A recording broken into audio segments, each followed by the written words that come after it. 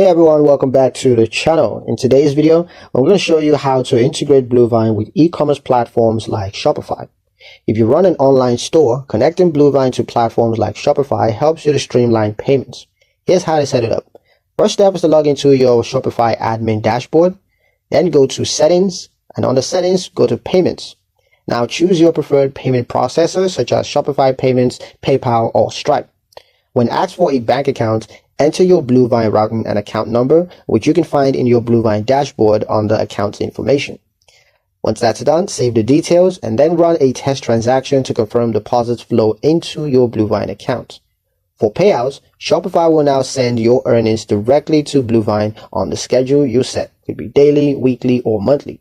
You can track deposits by checking your Bluevine transaction history and reconciling them with your Shopify reports.